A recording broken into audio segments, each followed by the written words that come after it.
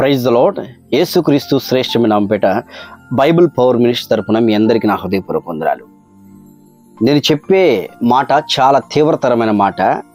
జాగ్రత్తగా వినండి, అందరికీ షేర్ చేయండి. పరిస్థితులు బాగలేవు, ఏమాత్రం బాగలేవు.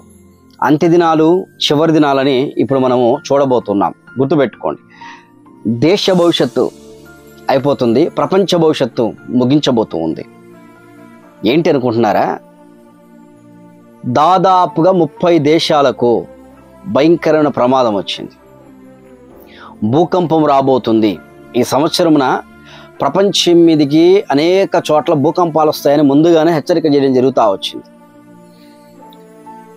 ఇప్పుడు ప్రపంచం మీదికి ఒక భయంకరమైన ప్రమాదం వచ్చింది.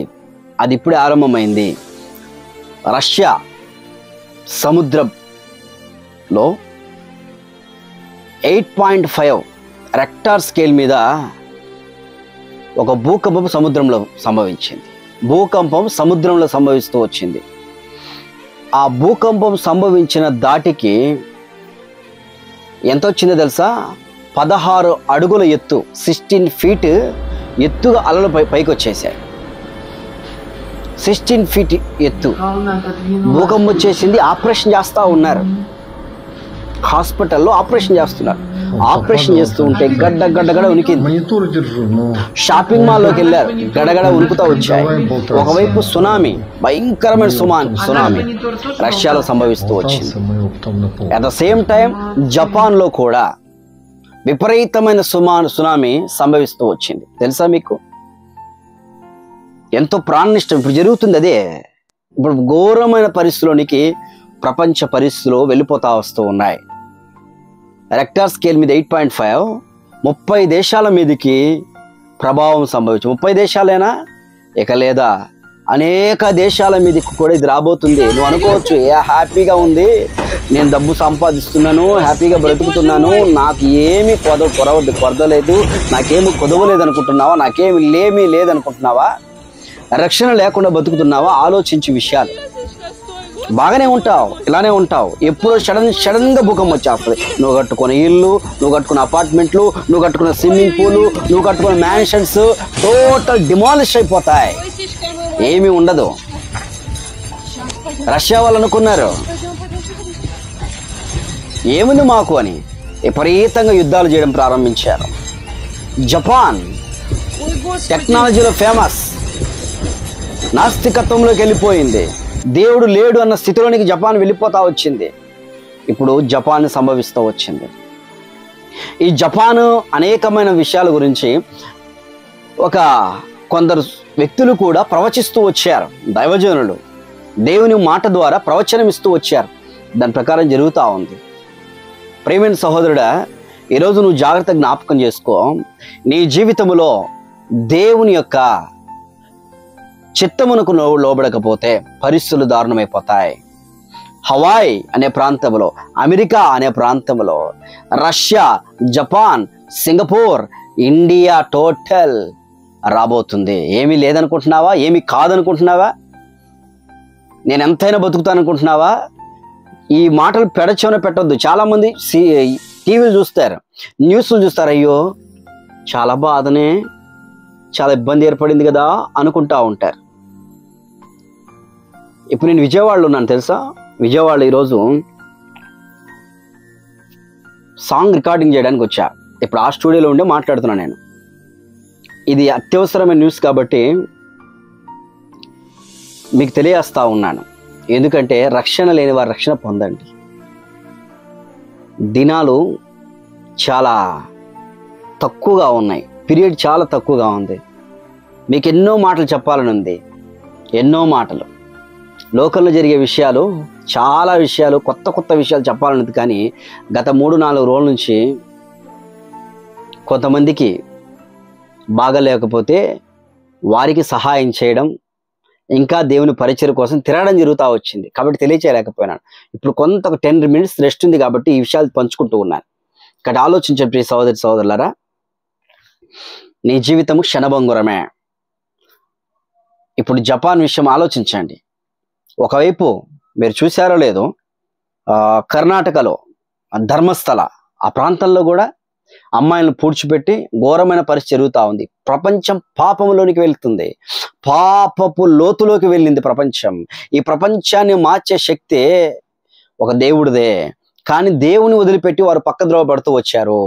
ఈరోజు అయితే నేను చెబుతున్నాను, సముద్రం ద్వారా నీళ్ళ ద్వారా ప్రజలు చచ్చిపోతారా? సముద్రం ద్వారా నీళ్ళ ద్వారా ప్రజలు మొత్తం నాశనమైపోతారా అంటే కాదు. అది ఎప్పుడో జరిగింది. మీకు ఆకాశంలో ఒక ధనస్సులాగా ఏర్పడుతుంది కదా, ఒక ధనస్సులాగా ఏర్పడుతుంది. ఎందుకు ఏర్పడుతుంది ఆ ధనస్సు? కారణం ఏంటి? నోవాహుతో నిబంధన చేశాడు, నేను ఎప్పుడు కూడా మనుషులను పూర్తిగా దీని ద్వారా నాశనం చేయను అని. భూకంపాలు కలుగుతున్నాయి. మత్తయి సువార్త 24వ అధ్యాయంలో దేవుడు స్పష్టంగా మాట్లాడుతూ వచ్చారు, తెలియజేస్తూ వచ్చారు, భూకంపాలు కలుగుతాయి అని దేవుడు మాట్లాడారు. అక్కడక్కడ తెగులు సంభవిస్తాయి, జరుగుతున్నాయి కదా. ఇంకా మారు మనసు పొందకపోతే ఎట్లా? ఇంకా దేవునికి తెలుసుకోకపోతే తెలుసుకున్న నీవు దౌర్భాగ్యుడిగా ఉన్నావు. నువ్వు దేవుని నేను తెలుసుకున్నాను అన్నట్టుగా జీవిస్తున్నావు, కానీ నీలో మారు మనసు పశ్చాత్తాపం కలిగిన విషయాలు అవి లేకుండా పోతా వస్తున్నాయి. పశ్చాత్తాపం లేకుండా బ్రతుకుతా ఉన్నావు. ఎలా అలాంటి జీవితం జీవిస్తే? ప్రభు కొరకు పశ్చాత్తాపం కలిగి ఉండు. ఇయన్న చూసన్న జ్ఞాపకం చేసుకో. చూసన్న అరే బతికేది కొన్ని రోజులు కదా, ఎన్నో కట్టుకున్నారు, ఎన్నో అయిపోయినాయి, నేను బతికేదంతా అనుకుని నీకు ఆ మనసు కూడా రావట్లేదా? నీకు కలగట్లేదా ఆ మనసు కూడా? భారంతో వేదంతో తెలియజేస్తా ఉన్నాను, నరకం నుండి తప్పించే దేవుడు యేసుక్రీస్తు ప్రభువారు మాత్రమే. యేసు ప్రభువారు మాత్రమే. యేసు ప్రభువారు మాత్రమే. ఇక ఎవరు కూడా నరకం నుండి తప్పించలేరు, ఇంకెవరు మార్చలేరు. కాబట్టి ఆలోచించుకోండి. మీరు న్యూస్లో చూస్తున్నారు, టీవీలో చూస్తూ ఉన్నారు, లేక యూట్యూబ్లో చూస్తూ ఉన్నారు, ఫేస్బుక్లో చూస్తున్నారు, అనేక చోట్ల జరుగుతున్న పరిణామాల గురించి జ్ఞాపకం చేసుకోండి. ఇప్పుడు వస్తున్న తీవ్రతరమైన భూకంపం, అది సునామీ అండి. ఎక్కడ కలిగింది భూకంపం? సముద్రంలో పుట్టింది భూకంపం. సముద్రంలో భూకంపం పుడితే ఆ దాటికి తుఫాన్లు వస్తాయి. సముద్రంలో పుట్టిన భూకంపానికి 8.5 రెక్టార్ స్కేల్ మీద పుట్టిన భూకంపానికి 18 ఫీట్స్ అడుగుల ఎత్తు కలిగిన అలలు వచ్చేసాయి. మనుషులు అట్లే ఉన్నారు. సముద్రంలో భూకంపం వచ్చింది, ఫోటోలు తీసుకుంటున్నారు. సడన్ గా వచ్చేసి 18 అడుగుల ఎత్తు. అక్కడే 3 అంతస్తులు 4 అంతస్తులు కట్టుకున్నారు. అవి కూడా నేలమట్టమైపోయినాయి. అవి కూడా నేలమట్టమవుతూ వచ్చాయి. ఘోరమైన పరిస్థితి కదా. కాబట్టి అర్థం చేసుకొని దేవునికి మీ హృదయం ఇవ్వండి, దేవుడికి మీ మనసు ఇవ్వండి. దినాలు తక్కువగానే జ్ఞాపకం చేసుకోండి. కాబట్టి మీరు జాగ్రత్తగా రక్షణ లేని రక్షణ పొందుతారని నమ్ముచున్నాను. వీటి కోసం ప్రార్థన చేస్తున్నాను. మనకు జరుగుతున్న మినిస్ట్రీ గురించి ఇప్పుడు నేను స్టూడియోలో ఉన్నా. పాట రాబోతుంది, అద్భుతమైన పాట. కృప యేసయ్య చూపిన మహాకృప. ఆ పాటకు తగ్గట్టుగా ఇక్కడ నేను చేస్తా ఉన్నాం. దేవుడు దాని కొరకు సహాయం చేయనట్లు ప్రార్థన చేయండి. కొంత ఖర్చుతో కూడుకుంది, అయితే ఆ పాట ద్వారా అనేక మంది ఆదర పొందాలని దీనికోసం ప్రార్థన చేస్తూ ఉన్నాను. దయచేసి దీన్ని గమనించి ఇతరులకు ఈ వీడియోని షేర్ చేసి, జరుగుతున్న విపత్తులు పరిణామాలు బైబిల్లో ఎప్పుడో చెప్పబడ్డాయి, వస్తాయని చెప్పారు దేవుడు, అవి జరుగుతున్నాయి. ఇంకా దేవుని వాక్యాన్ని బైబిల్ నమ్మకపోతే దయచేసి నమ్మితే నమ్ముట నీవనైతే నమ్మువానికి సమస్తము సాధ్యమే అన్నారు దేవుడు. అలాగన దేవుడు నిన్ను, నీ కుటుంబాన్ని నరకము నుండి, ఉగ్రత నుండి, సాతాను నుండి, పాపము నుండి, లోకము నుండి రక్షించి విడుదల కలిగించునుగాక. ప్రార్థన చేద్దామా?